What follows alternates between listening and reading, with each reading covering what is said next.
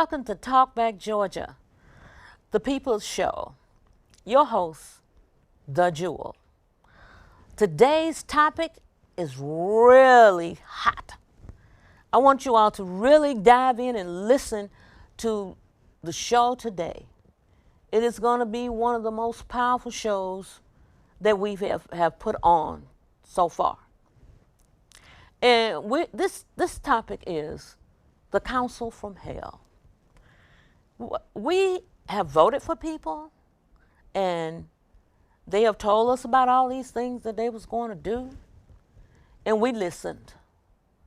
But we kind of dropped the ball, ladies and gentlemen, because we failed to supervise. Because one of the main things that indicates that we fail is because there's no transparency with this counsel. None. Case in point, to share, there are many things that we can share to show that there is no transparency.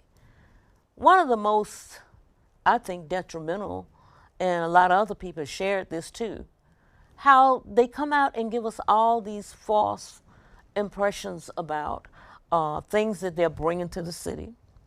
And one thing that a lot of people want is a town center. A year ago, when the person for 2 was running, they came out with all these renderings about what our town center was going to be about. We had several meetings, and that it was supposed to be in District 2.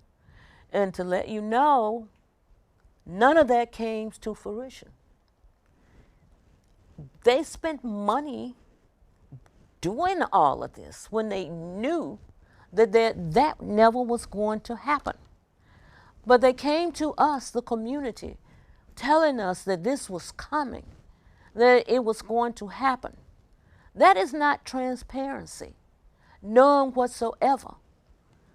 Another issue that shows that there is no transparency. We've been promised many a times that we were going to have impact fees. They were putting money in the budget and was going to show us that this was going to happen. And they continued to tell us that it is going to happen. There is no transparency there. When you tell me that something is going to happen and you never bring it to fruition. So we have got to continue looking at how we are handled by this council. There is no respect. There is no listening to the people.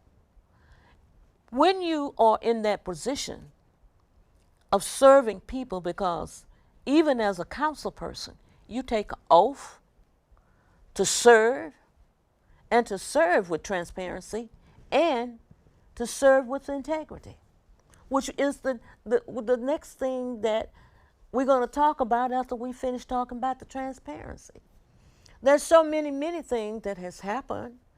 Let's take a look at the fact that we've lost so much staff, and the fact that we don't know where our money is going.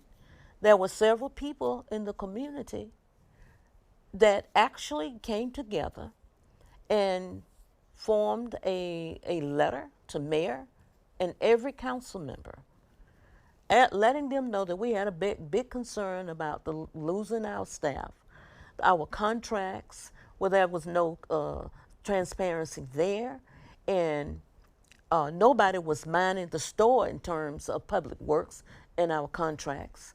All these things falls under non-transparency, especially when we, the citizens, are saying, hey, this is happening. What we'd like for you to do is come meet with us, and we discuss this, and we do an audit so we can see what's happening with our public works and our contracts, what's happening with all the things that you have said that was going to happen.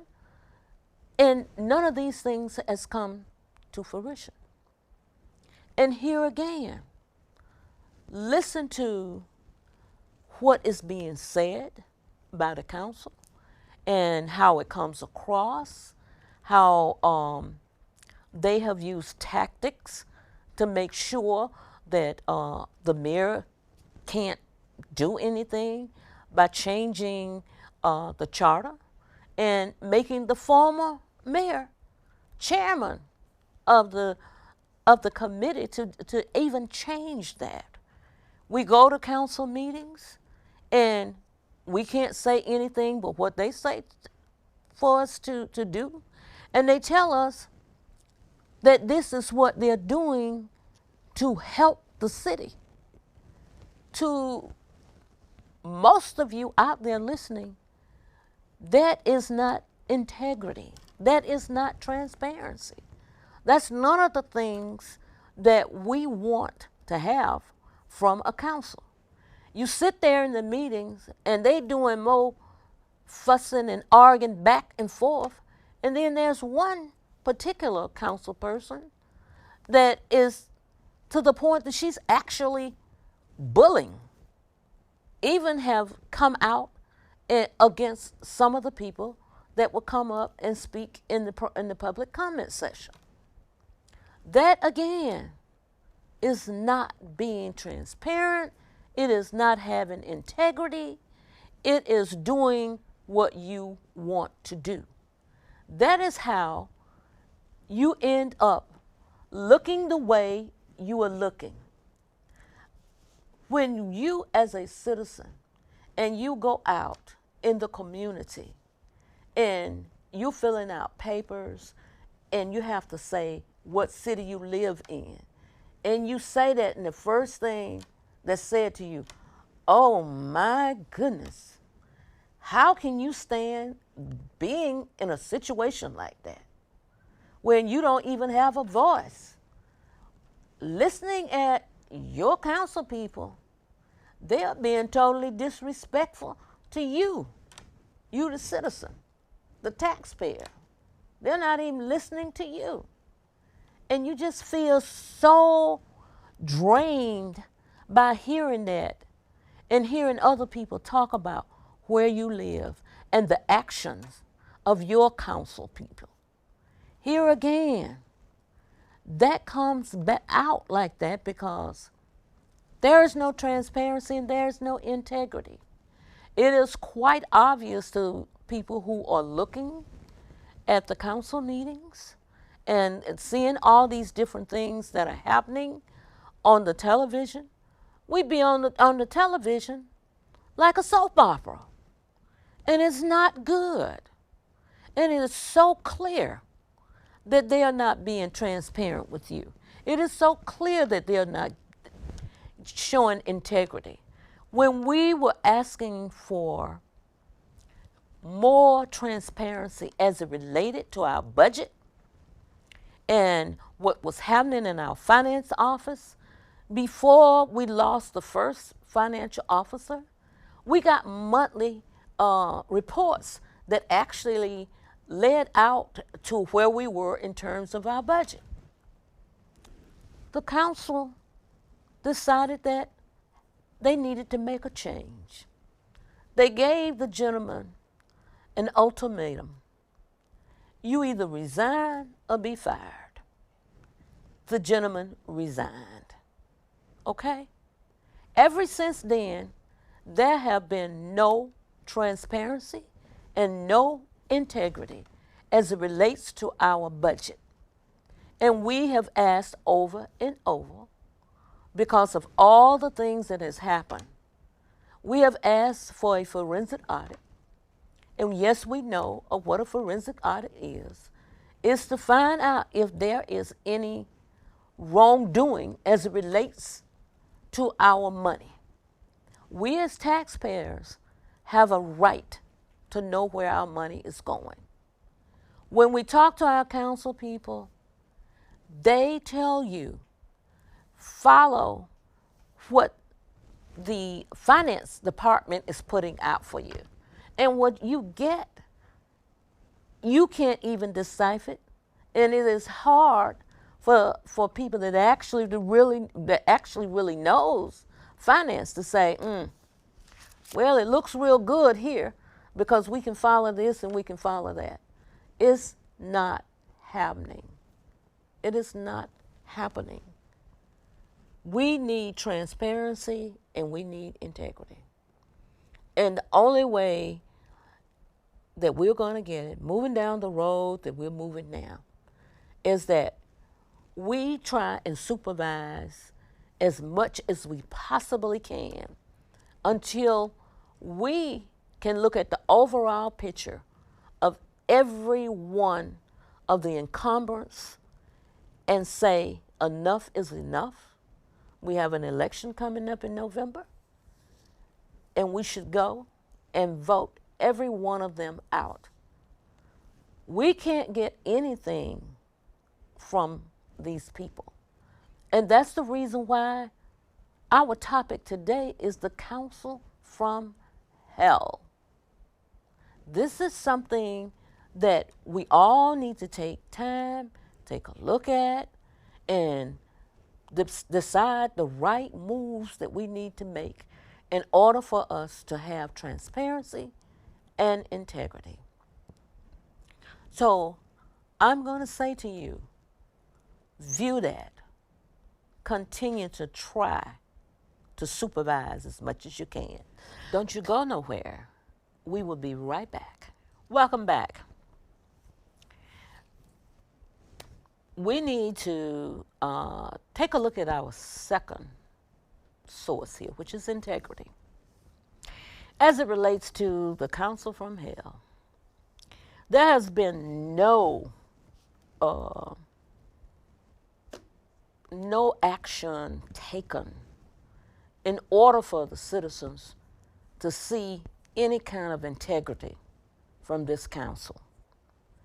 We have been told so many erroneous things, and it has never come back to be a factual thing for us. After 5 years, you would think that there would be something that's factual. It's like they say, well, we're going to do this and we're going to do that. And knowing too that they're not going to do it or they can't do it. Instead of working with the people and listening to the people to try and create the integrity that the people are looking for, you're not going to be able to show that you have the kind of integrity that is needed if you are not working with the people. This council has made it a rule among themselves that they do everything with each other and not the people.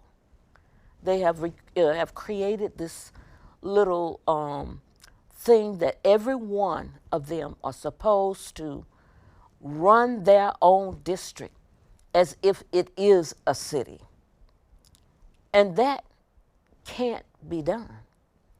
Because number one, when you take an oath as a council person, that oath is about representing your district and the city as a whole, not as one little city within a city. When that happens, that gives them more ability to be able to do what they do without the people. There should never, ever be anything done without the people. Case in point, they played the game with the one carrier trash. We had meetings with them. We voiced our opinions. They didn't hear one word of what we said. They came up with a survey that was biased, that if you filled out that survey, it led you to say that that's what you wanted, was a one carrier, when the people was actually telling them that wasn't what they wanted. Then they came back and used those surveys to say that that's what we wanted. That's not showing integrity. That's just showing, hey, I don't care what you say. We're going to do what we want to do.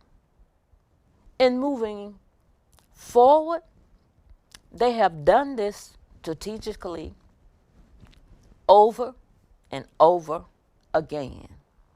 Being able to say what it is that the council want and doing it without you, even as it relates to being able to, we've been asking over and over to allow us to amend our zoning and land use plan. Well, they said okay, but they went in and made whatever amendments that they wanted to do without the people. When confronted about this, they told us, oh, it's been amended. We used the ARC and some of the other citizens. What citizens? There is no citizens that ever came to the table that said they were able to work with them on amending the zoning and land use plan. That is not integrity to try and fool us about something that we wanted to do and be a part of in working with them. We have been cut out of everything in our city. We have no voice. We have nothing. Even as something as simple as when we were Zooming and we were able to talk back and forth in the chat. They didn't want us to do that. They took that away from us, where we couldn't even put anything in the chat. They took it down. Even today, after the U.S. CDC and the government, regular government, has said that our COVID cases is down quite a bit, and we are moving on with running our lives, but being careful, especially our people who are subject to having a lot of medical comorbidities. We have a council person that's continuing trying to make an emergency plan that they can use for right now, for when they don't want to deal with the public in things that they should be dealing with in, to keep us out of what's going on. That is not integrity. Everything is hush-hush, behind closed doors, and never inviting the public in. Again, that is not integrity. You cannot be a council person in representation of people and not include them in their city for where they pay their taxes, to push them out. It leads to the problem that we have right now. People don't trust you. You bring nothing to the table. Only thing that we have that's been continuously coming is homes, a few senior citizen places, apartments, and being able to appease bad developers. And that takes us back to the non-transparency there. As a council person, you're not supposed to even have a conversation with developers. It's a conflict of interest because that's something that you have to vote on. You have taken over, you've overstepped your role, and you have pushed the people away. The people are the ones that should be out front with these meetings with developers. When we've had meetings with developers, council people have been right there putting their 2 cents worth in, and that is a conflict. You should not be doing that. That is the reason we're in the shape we're in today. There is no integrity among these council people. They must remember their role. Their role is policy making. They're not supposed to be bringing nothing. It's supposed to be the Economic Development Department along with planning and zoning and the people. They're the ones that are supposed to be able to say, we want this, we want that. It should be here, it should be there. And we work together collectively with the city employees that handles that particular issues, not the council. Once we've built it in along with the employees and the citizens, then it goes before mayor and council for a vote. This is not happening. It's not happening, people. And for those of you who are out there listening that may not understand the procedures for having transparency and integrity, then please listen to this topic we're on. I just described to you the things that your council people should be doing. And the most important thing that they should be doing is policy making, okay? So I say to each one of you, don't fall in love with someone that has pushed you out of your city. You have no control in your city. So what we have to do is make sure that we are supervising and we are vetting each one of these elected officials. So I say to you, take it in, stay engaged, and I'll see you next week. To Talk Back Georgia, the People's Show, your host, The Jewel. Our show today was about the Council from Hell. I want to thank each and every one of you for being here, listening, and being able to capture some of the things that were shared. I urge you to continue sending me things that you want to talk about. I'm listening. I'm listening to you. And remember, we will be back next week. So go to talkbackga.com, visit our website, and we come on every Thursday at 7 p.m. We circle back on Monday at 6 a.m. And make sure you stay in tune, and I'll see you next week.